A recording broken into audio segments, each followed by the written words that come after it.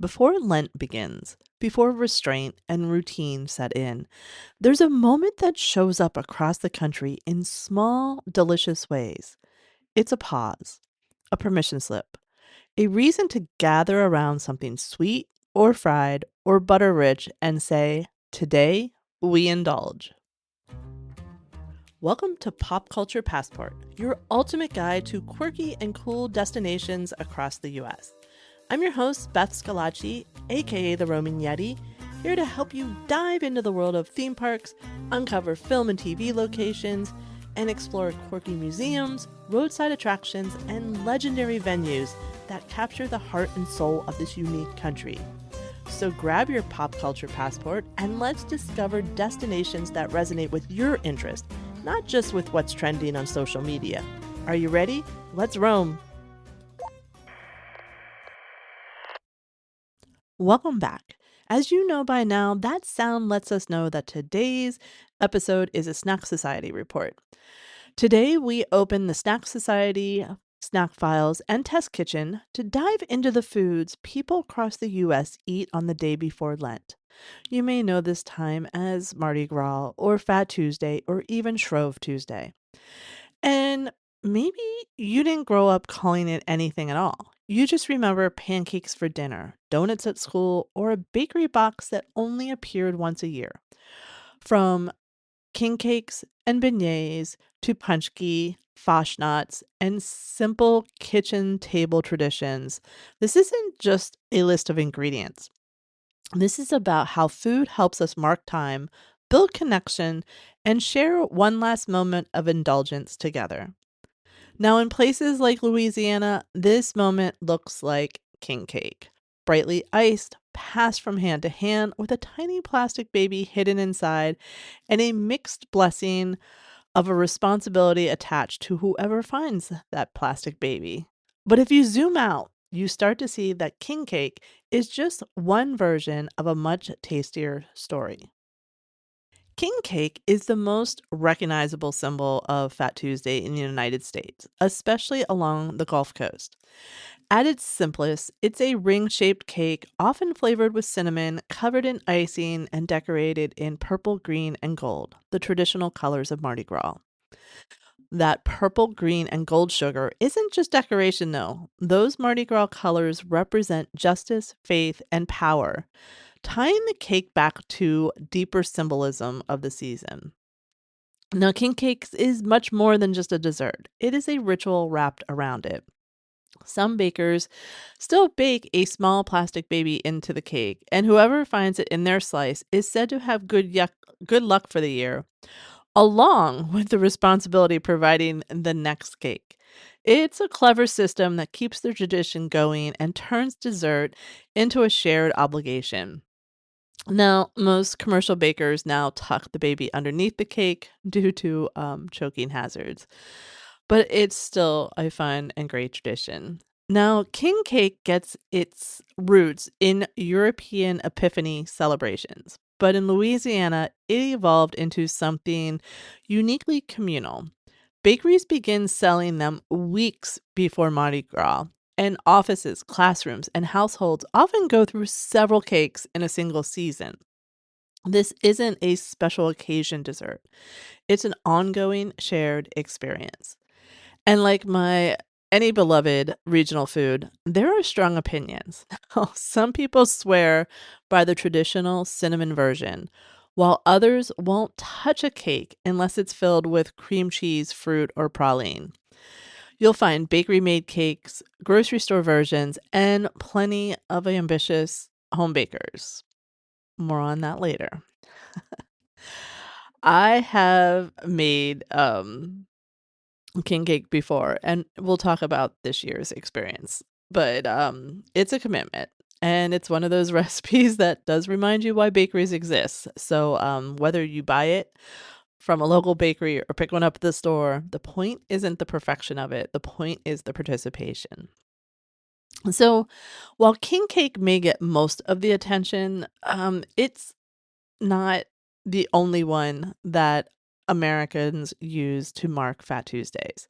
Across the country, different regions develop their own traditions, often shaped by immigration, religion, and practicality, but all rooted in the same idea: use up the rich ingredients, gather together, and enjoy one last indulgence before Lent begins.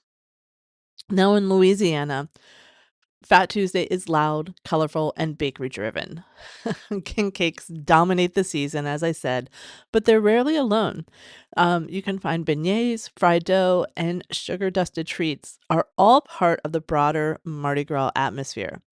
And these foods, again, aren't just eaten, they're shared in offices, schools, and neighborhoods, turning the lead up to Mardi Gras into a weeks long communal ritual rather than a single day.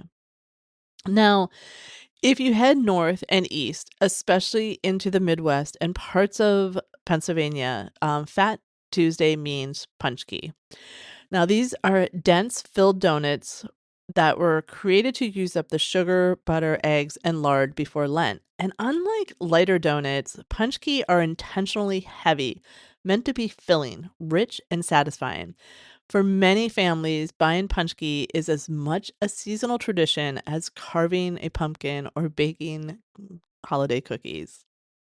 Now, in central Pennsylvania and other Pennsylvania Dutch communities, fashnots take center stage. Now, these are often potato based, fried, lightly sweet, and they're sometimes served plain or with syrup. They're traditionally square or rectangular, and they never have a hole in them. They're practical and humble and deeply nostalgic. And even families who didn't talk about Mardi Gras still understood this ritual, that this was a day for frying. I grew up with fashnots. I don't remember if potato was in them or not, but I remember getting them from the bakery. Um, Never, fully understood Fat Tuesday as a kid. I was definitely one of those who was like, "Oh, it's the day for donuts." So yes, fashnots were definitely a part of my childhood. Now, in parts of the upper Midwest, um, that have a strong Scandinavian heritage, Fat Tuesday is often called. Here I go with these European names. I'm so sorry. Fets Fettesdungen, and it shows up as semler, which is a cardamom scented bun filled with almond paste and whipped cream. Now, these traditions traveled with the immigrants and were adapted over time, blending old world customs with the ingredients they could find in America as well as their schedules. It's another reminder that Fast Tuesday food often survives even when the original language or religious context fades. And then there are the households that may not use the Fat Tuesday label at all, instead observing Shrove Tuesday. Rooted in English and Anglican traditions, this day was historically about confessing before Lent, but it came to be known as Pancake Day in the kitchen. The goal was practical: use up the remaining eggs, milk, and fats before the Lenten fast began. Now, in these homes, the celebration isn't a parade, it's pancakes for dinner or waffles piled high with butter. And these weren't elaborate recipes, but simple, comforting meals that quietly honored the same universal instinct: a final shared moment of indulgence before the season turns.